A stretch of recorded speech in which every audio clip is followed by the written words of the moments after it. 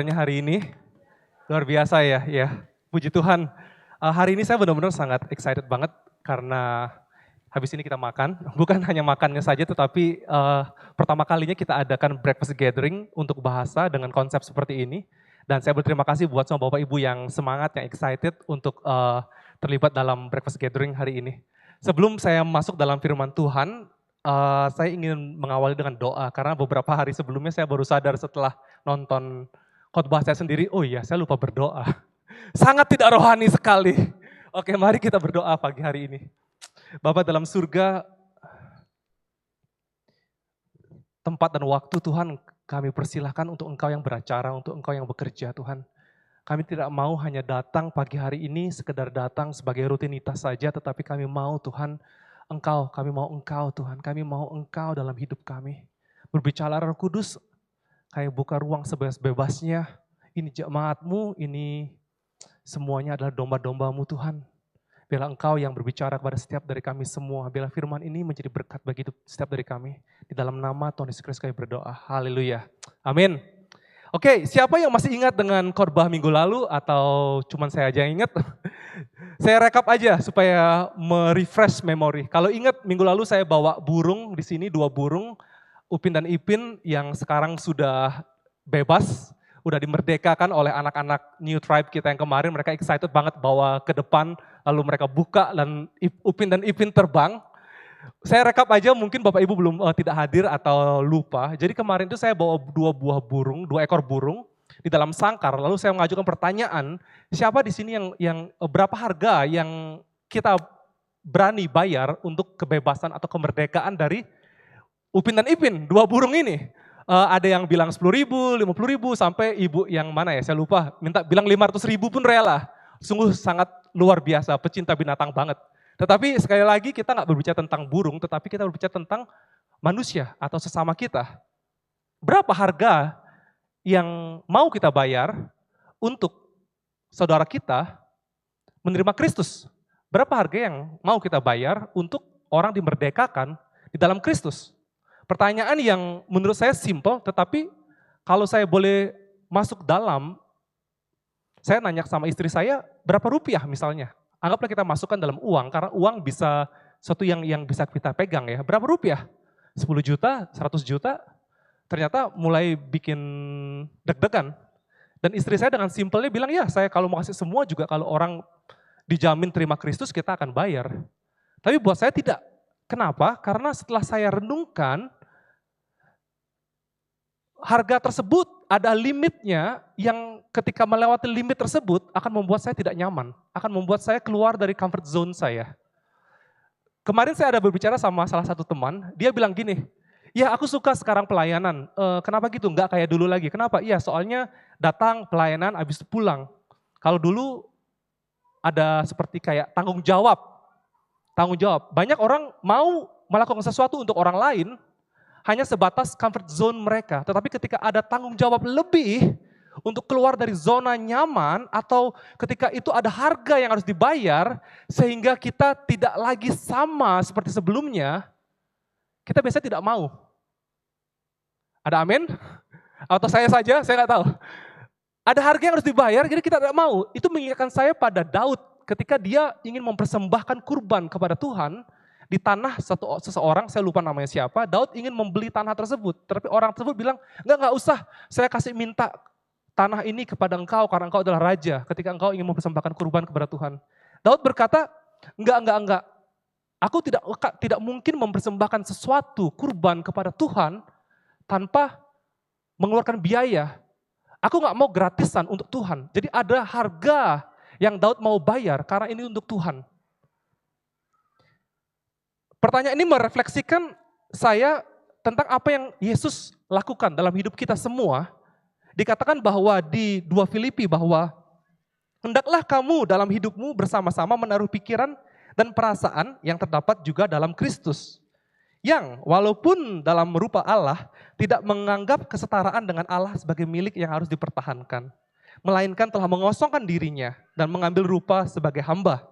Jadi poin yang kemarin, kalau saya bisa recap adalah bahwa Tuhan gak segan-segan untuk keluar dari comfort zone-nya, untuk menebus kita. Kenapa? Karena kita mahal di hadapannya. Karena engkau berharga, karena saya dan Bapak Ibu berharga di hadapannya. Ada amin? Katakan di pada kanan kirimu, engkau berharga. Engkau berharga, engkau berharga. Pertanyaan berikutnya adalah ketika engkau tahu bahwa engkau berharga di hadapan Tuhan, bagaimana engkau memperlakukan hidupmu? Karena engkau sudah dibayar dengan harga yang mahal. Sama seperti ilustrasi saya yang minggu lalu, ada uang 100.000 dan uang 1.000 rupiah. Cara kita memperlakukan uang 100.000 berbeda dengan cara kita memperlakukan uang 1.000 rupiah. Karena apa? 100.000 nilainya lebih mahal. Kalau uang 1.000 nilainya murah, akan ada di mana-mana. Kita selok kantong, ada uang 1.000. Ada koin, tapi 100.000 nggak mungkin selok kantong ada 100.000, jarang banget. Jarang banget kita lihat di pinggir jalan, ada uang 100.000 kita pungut, jarang banget. Karena orang menjaga betul uang 100.000 tersebut. Sama juga dengan hidup kita, karena kita dibayar dengan harga yang sangat mahal, kalau kita mengerti tersebut, kita akan melakukan hal-hal yang sepadan dengan harga yang Tuhan sudah bayar untuk kita. Kita tidak akan habiskan waktu. Kemarin saya ada ilustrasi, berapa lama kita main sosial media. Kalau saya boleh confession hari ini, udah 3 minggu yang lalu atau mungkin sebulan yang lalu, saya delete account Instagram saya di HP, karena saya tahu bahwa ketika saya memutuskan untuk bangun pagi dan berdoa, yang terjadi adalah saya habiskan kurang lebih 1 jam di Instagram dulu, sampai istri saya bangun, saya dengar suaranya bangun, saya langsung, udah 1 jam, saya taruh HP-nya, melalui saya baca Alkitab. Akhirnya saya mikir ini tidak sepadan dengan apa yang Kristus sudah bayar atas hidup saya. Scrolling, like, nonton reels, like, seperti itu, gak sepadan. Akhirnya saya pikir, tidak bisa saya pakai. Ada hal-hal yang saya berdoa, saya harapkan ketika kita mendengar firman ini, kita mulai koreksi, cek apa kira-kira hal-hal hobi kita yang mungkin itu sia-sia kalau dibandingkan dengan nilai yang Kristus sudah bayar untuk kita. Kalau di sini ada orang tua, lihat anaknya bangun pagi, saya ingat banget, papa saya nggak ada di sini. Ingat banget saya waktu kecil, umur mungkin SMP ya. Waktu itu liburan sekolah, bukan jam sekolah, liburan sekolah. Papa saya dengar lagi saya tidur gitu kan, kurang lebih jam 9, jam 10 pagi, papa saya dengar suaranya duk, duk, duk, duk, duk. Terus nanya kepada salah satu karyawan saya, Daniel dan Leo mana? Pak lagi tidur, jam segini sudah tidur. Kenapa dia marah? Dulu saya nggak ngerti, apa sih papi saya orang libur. Kenapa dia marah? Karena kita membuang-buang waktu, membuang-buang hidup ini untuk bermalas-malasan. Orang-orang tua di sini pasti katakan amin. Kita lihat anak-anak kita bermalas-malasan, kita nggak mau. Karena apa? Hidupmu itu berharga, jangan dipakai buat main game. Tapi sekarang anak-anak bisa bilang, Pak main game juga bisa jadi jutawan Pak. Gamer-gamer yang dibayar bisa jadi jutawan. Ya benar juga sih. Seperti itu. Jadi semua itu tergantung kita lihat. Dan kita belajar juga cara untuk kita bisa tahu mana yang berharga, mana yang patut adalah dengan kedewasaan. Di Filipi 1 dikatakan Paulus menulis ini. Inilah doaku, semoga kasihmu makin melimpah dalam pengetahuan yang benar dan dalam segala macam pengertian. Mengapa? Sehingga kamu dapat memilih apa yang baik supaya kamu suci dan tak bercacat menjelang hari Kristus. Jadi pengetahuan yang benar dan segala macam pengertian. Di sana berbicara tentang kedewasaan sehingga apa? Sehingga kita bisa memilih apa yang baik. Ilustrasi saya kemarin juga, Nina dan Cody, anak saya yang paling kecil dan yang paling besar, 2 kedewasaan yang berbeda. Kalau Nina punya uang 100.000, dia akan simpan. Kalau Cody punya uang 20.000, dia akan pergi ke Indomaret dan beli permen. Akan membuang-buang uang tersebut. Karena kedewasaan menentukan pilihan kita. Nah, lanjut lagi ke hari ini yang ingin saya sampaikan adalah, balik ke pertanyaan sebelumnya, berapa harga yang berani kita bayar untuk kemerdekaan, untuk keselamatan dari orang lain. Saya ingat ketika Nina baru lahir, dan beberapa bulan kemudian saya lupa persisnya dia umur berapa, Pastor Don Carroll kasih saya hadiah ulang tahun. Hadiah ulang tahun tersebut adalah baju kaos hitam, terus ada tulisnya Super Dad. Dan di belakang baju kaos itu, mungkin Bapak Ibu ingat ya, kalau saya pernah pakai, dan saya sangat bangga pakai itu. Karena di belakang baju tersebut ada tulisan seperti ini, yang lucu ini. Rules for dating my daughter. Ada belakang itu ada tulisan rules for dating my daughter. Ini salah satunya. Yang pertama, you should get a job. Kamu harus kerja. Yang kedua, understand I don't. Mengertilah bahwa saya tidak suka kamu ini atau itu ya. Dan I'm everywhere, saya ada dimanapun kamu pergi ngajak anak saya. Dan ini sampai ke 10, yang saya suka itu ini, nomor 8. She's my princess, not your conquest. Ini mengingatkan saya waktu saya punya anak Nina. Dan ketika saya menjadi seorang Bapak Ibu, wah itu hati, pandangan, pikiran berubah. Ketika saya memikirkan itu, saya berpikir begini, seandainya ketika saya masih muda, saya mengerti hati, perasaan seorang bapak, cara saya pacaran mungkin beda. Jujur aja, waktu anak yang muda-muda yang pacaran, kalau Anda mengerti isi bapak, cara Anda memperlakukan, ini saya konteksnya ngomong waktu saya masih SMA gitu ya, masih muda-mudanya, masih senangnya cari jodoh, pacaran, kesana kemari gitu kan. Cara memperlakukan wanita akan berbeda. Karena apa? Karena Anda mengerti hati Bapa. Anda mengerti bahwa anak wanita ini berharga di mata orang tuanya. Dan bayangkan ketika Anda menjadi bapak dan Anda punya anak tidak diperlakukan dengan baik, perasaan Anda pasti akan kesal dan marah. Benar? Saya suka Pastor Henny, saya lupa namanya Pastor Henny, siapa ya? Dia cerita tentang dating kan, waktu itu podcastnya Daniel Mananta, cerita tentang dating. Dia bilang begini, HP aja kalau lu pinjam, lu mesti balikin dengan baik kondisinya. Dia bilang gitu, kamu harus balikin dengan baik kondisinya. Masa anak gadis orang, kamu ajak pacaran, kamu hanya coba-coba datangnya dengan rusak. Nggak bisa lah, karena mereka lebih berharga daripada HP. Itu yang dibilang sama Pastor Henny. Saya cuma ngutip aja ya.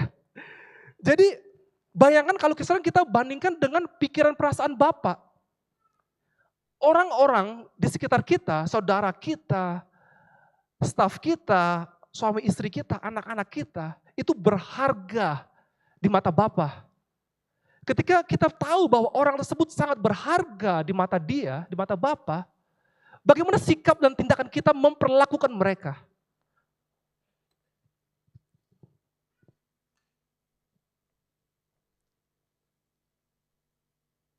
Pastor Don share ini di staff meeting kita.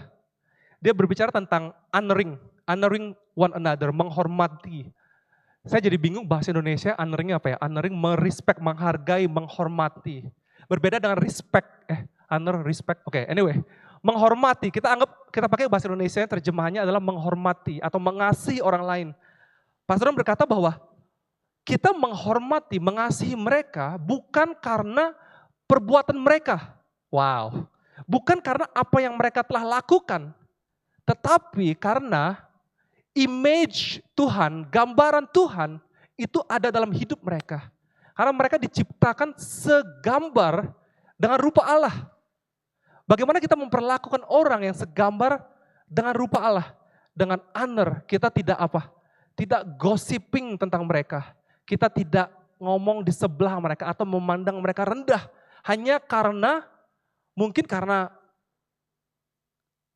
posisi kita lebih tinggi, mungkin karena antara pimpinan dan bawahan. Oh, cuma staf doang, kita menganggap mereka rendah. Tidak Bapak Ibu, karena mereka pun dibuat segambar dengan rupa Allah. Saya ingin baca di Filipi 2 ayat Filipi 2, nanti kita lihat selesai sampai mana. Hendaklah kamu sehati sepikir dalam kasih, satu jiwa, satu tujuan dengan tidak mencari kepentingan sendiri atau puji-pujian yang sia-sia. Sebaliknya hendaklah dengan rendah hati yang seorang menganggap yang lain lebih utama. Dan pada dirinya sendiri dan janganlah tiap-tiap orang hanya memperhatikan kepentingan sendiri, tetapi kepentingan orang lain juga lebih utama, itu kata kuncinya. Yang kedua, pikirkan kepentingan orang lain. Lanjut lagi. Hendaklah kamu juga dalam hidupmu bersama menaruh pikiran dan perasaan yang terdapat juga dalam Kristus Yesus. Seperti yang tadi saya sampaikan. Pikiran Kristus itu apa sih? Yang walaupun dia dalam rupa Allah tidak menganggap kesetaraan dengan Allah itu sebagai sesuatu yang harus dipertahankan. Melainkan telah mengosongkan dirinya sendiri dan mengambil rupa seorang hamba dan menjadi sama dengan manusia. Dan dalam keadaan sebagai manusia, ia telah merendahkan dirinya dan taat sampai mati, sampai mati di kayu salib.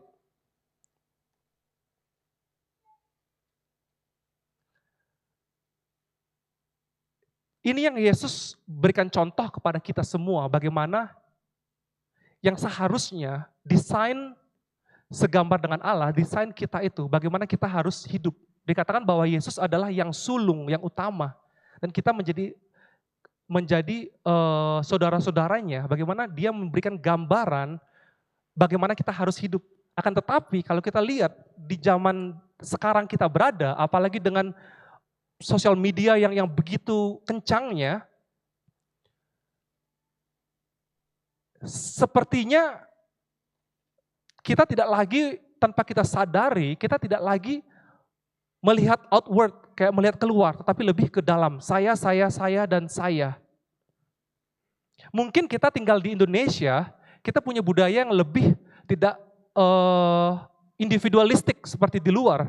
Akan tetapi itu pun hanya di luarnya saja. Karena apa? Ketika misalnya kita, ayo kumpul bersama keluarga, ayo gotong royong atau kerja bareng. Anak-anak muda akan mengerti kenapa malas untuk pergi ke perkumpulan keluarga. Karena apa? Isinya hanya di luarnya saja kelihatan bersatu, tetapi di dalamnya saling menggosip, saling tidak respect, tidak menghormati satu dengan yang lain. Dan yang tua-tua akan bingung, kenapa anak-anak tidak mau sekarang untuk datang ke perkumpulan keluarga? Karena mereka mencari yang namanya authenticity. Kalau hanya kepalsuan di luar, baik ketemu baik, tapi di dalamnya saling ngomongin satu dengan yang lain, sama aja. Saya ingin memberikan contoh.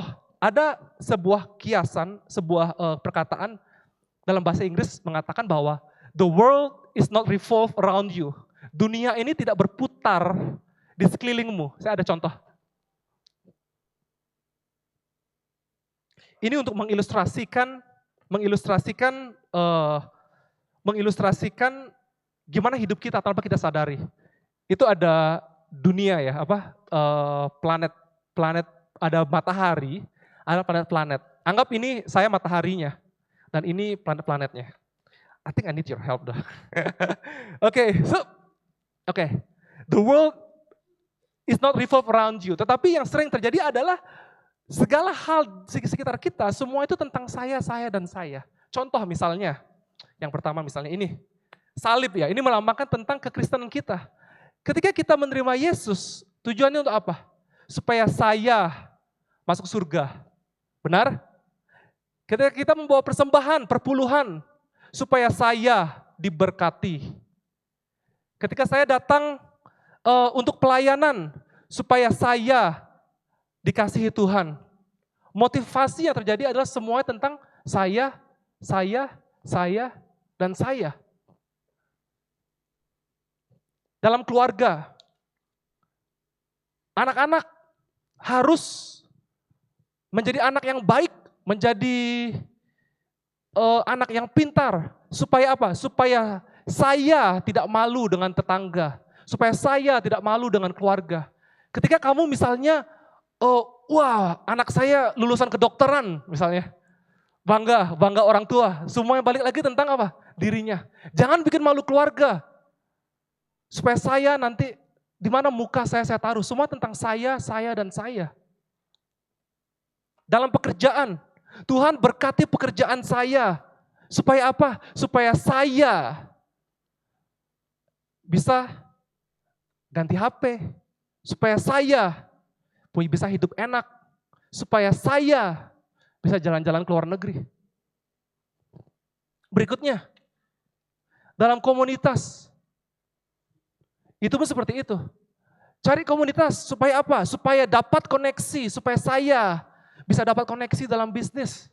Supaya saya, semua yang motivasi itu saya. Thank you so much.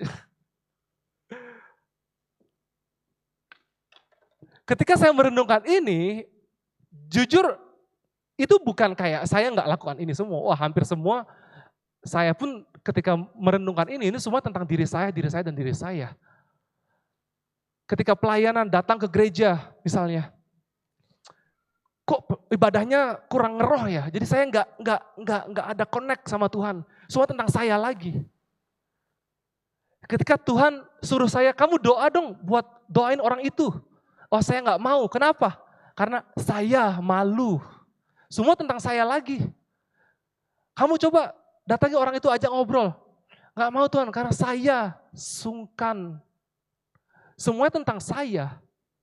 Padahal ketika kita mengikut Kristus, kita diselamatkan, kita bersama dengan Dia, tetapi tidak stop sampai di sana. Kita bayangkan kita ikut Kristus. Semuanya itu untuk orang lain. Bagaimana Yesus berkata, siapa yang mau menjadi utama, kamu harus menjadi yang terakhir.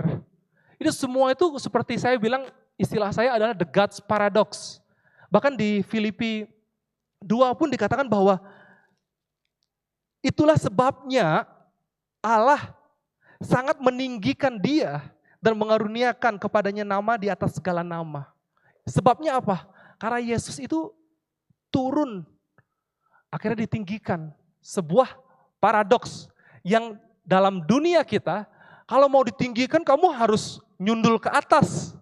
Jangan mau digencet, sikut atas, sikut kanan kiri, bila perlu yang naik ditarik dulu. Supaya kita bisa naik. Itu yang dunia diajarkan kepada kita. Tetapi kita berkata janganlah menjadi sama dengan dunia ini. Wah, luar biasa ya. Janganlah menjadi sama dengan dunia ini. Jadi kita mesti berpikir beda. Kalau kita sama dengan dunia ini, terus di mana terangnya, di mana garamnya? Alkitab berkata,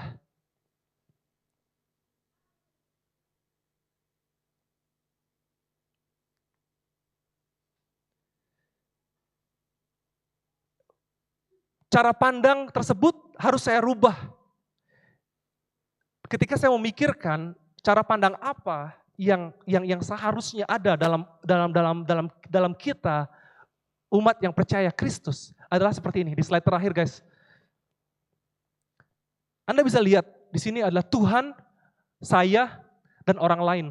Semuanya dalam satu kesatuan. Kita tidak bisa bilang, oh saya melayani gereja, saya hanya mau melayani Tuhan saja. Nggak bisa. Karena ketika engkau hanya melayani Tuhan saja, engkau lupa aspek terakhir, yaitu aspek tentang orang lain.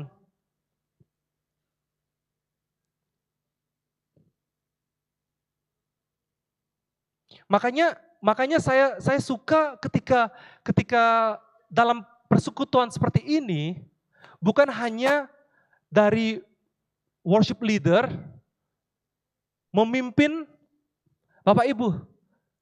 Bukan hanya seperti itu saya, tetapi ada timbal balik seperti tadi itu. Saling mendoakan satu dengan yang lain. Bila perlu, saya suka konsep open mic. Ketika Tuhan memberikan seperti gereja-gereja mula-mula, memberikan suatu perkataan kepada Bapak Ibu, semua saling men-share.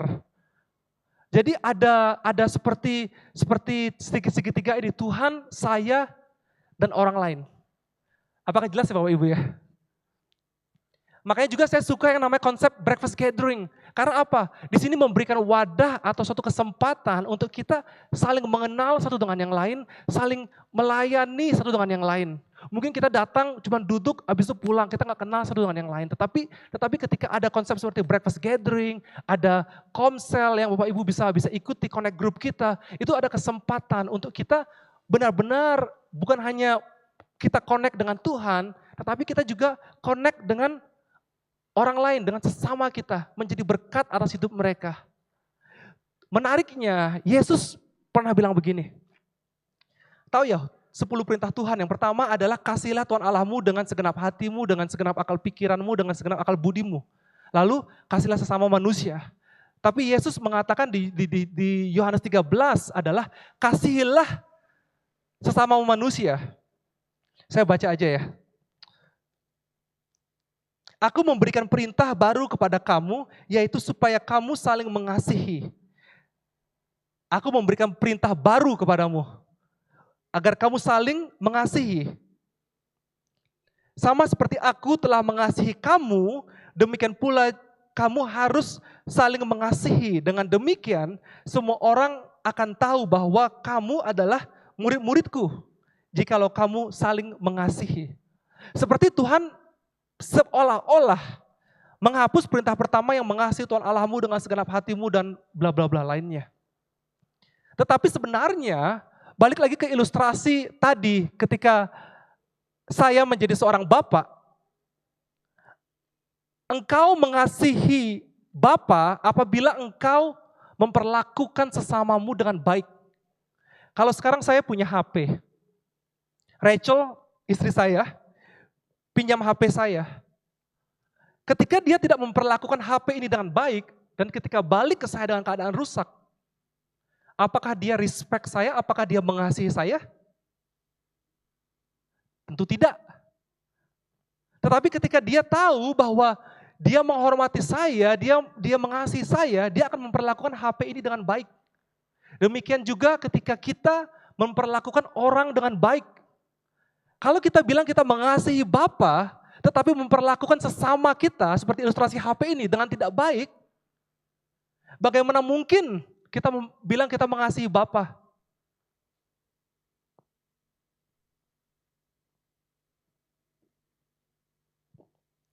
Cara pandang seperti ini bikin merubah konsep berpikir saya dalam banyak hal yang ingin saya bagikan. Contoh dalam pernikahan.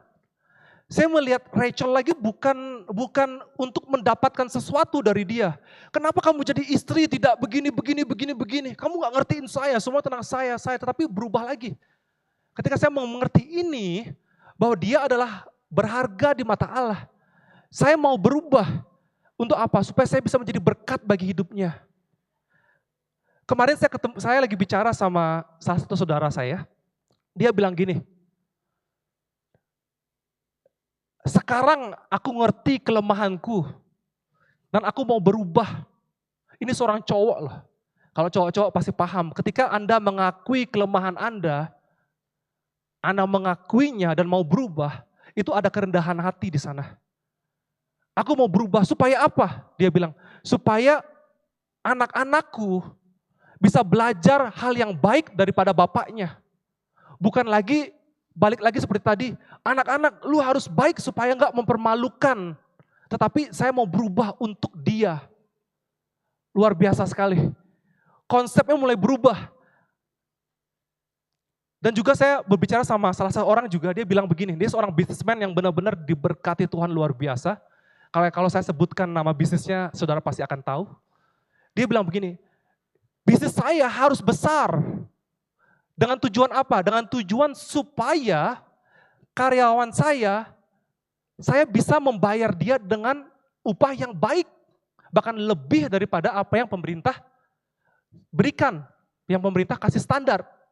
Tujuannya apa? Dan kalau misalnya sampai dia membuat bisnisnya dengan sedemikian rupa solidnya, seandainya kalau tiba-tiba dia meninggal, dia bilang sama saya, dan ada 1.000 lebih orang yang bekerja untuk saya, tidak termasuk keluarganya. Bayangkan kalau saya meninggal, ini orang mau dibawa kemana kalau bisnis saya kolaps? Saya harus jaga bisnis saya, pertahankan dengan baik, punya sistem yang baik, keuntungan yang baik, supaya apa? Bukan supaya saya dapat duit lebih banyak, untuk saya bisa ekspansi lebih dan lebih lagi, tetapi supaya orang-orang ini hidupnya terjaga, tidak bergantung pada saya. Wow, itu sesuatu yang saya lihat, gila ini orang luar biasa sekali. Bahkan dalam pelayanan pun, misalnya ketika kita melayani, misalnya ya, saya kasih contoh. di preteen kita kalau yang bahasa itu biasanya ada 3 orang anak aja, 3-4 orang anak. Ada si Bintang, si Moses sama lagi satu saya lupa.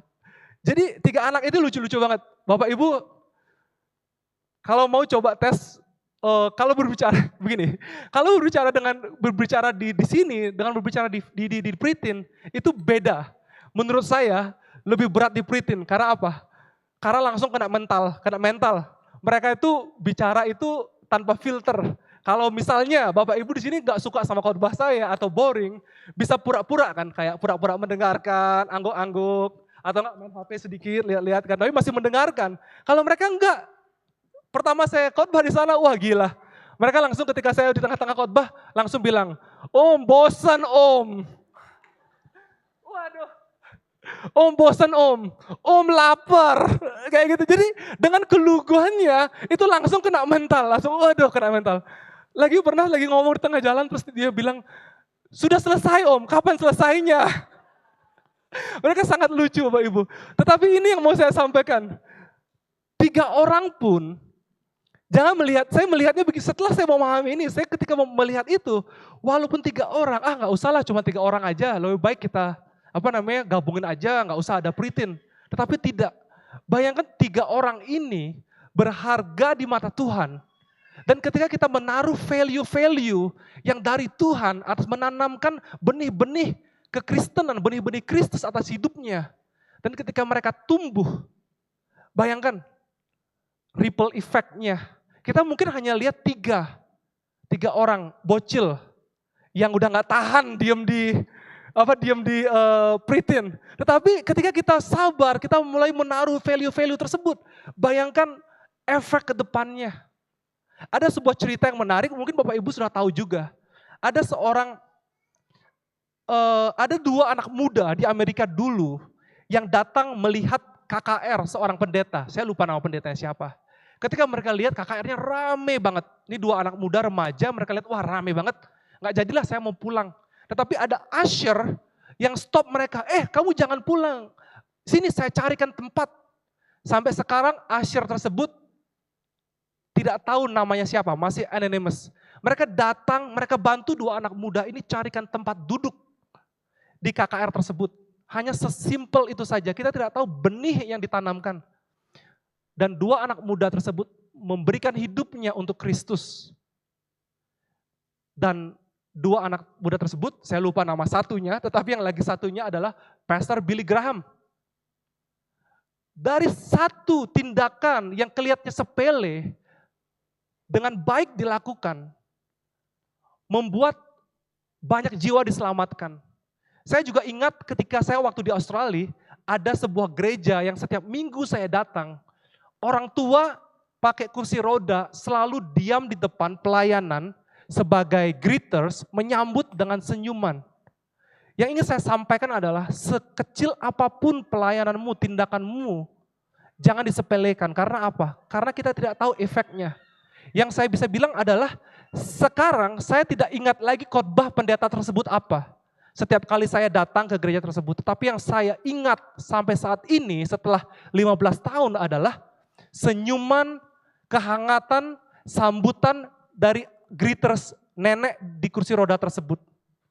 Jangan pernah sepelekan tindakan-tindakan kecil yang Tuhan taruh dalam hidup kita.